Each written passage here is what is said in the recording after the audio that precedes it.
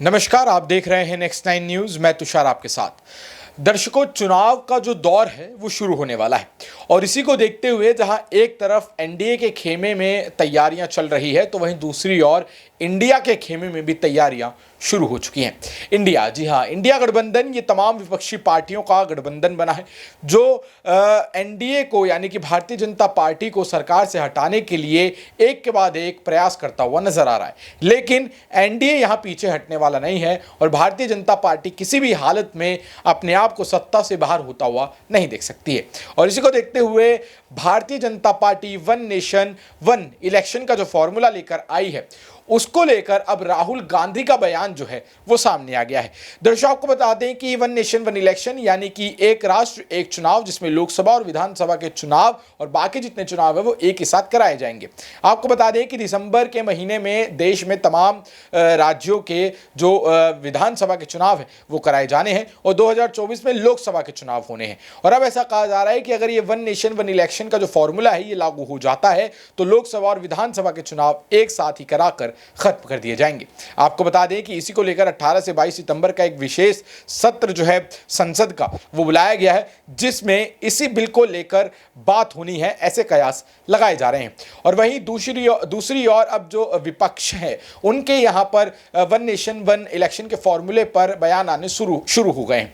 दर्शकों, आपको बता दें जिस तरीके से राहुल गांधी का जो बयान सामने आया है उन्होंने क्या कहा है।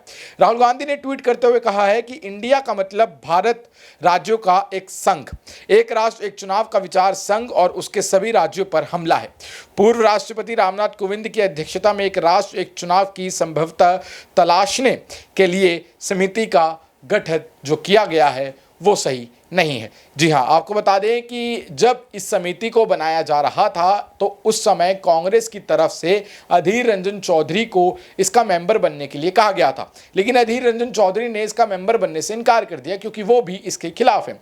अधीर रंजन चौधरी के मुताबिक ये कमेटी संवैधानिक रूप से सही नहीं है, साथ ही यह व्यवहारिक और तार्किक रूप से भी उचित नहीं है और साथ ही साथ ये कमेटी भी तब बनाई गई है जब आम चुनाव नज़दीक हैं। यानी कि सीधा सीधा ये कहा जा रहा है कि जब आम चुनाव नज़दीक है तब भारतीय जनता पार्टी ऐसी पॉलिसी लेकर आ रही है जिससे वो अपने आप को सरकार में बनाए रखे। उन्होंने आगे कहा कि राज्यसभा में विपक्ष के नेता को इस कमेटी में ना रखना लोकतांत्रिक व्यवस्था का अपमान है और इस हालात में मेरे पास इसके अलावा कोई दूसरा विकल्प नहीं है कि कमेटी का सदस्य बनने का निमंत्रण मैं अस्वीकार करूं।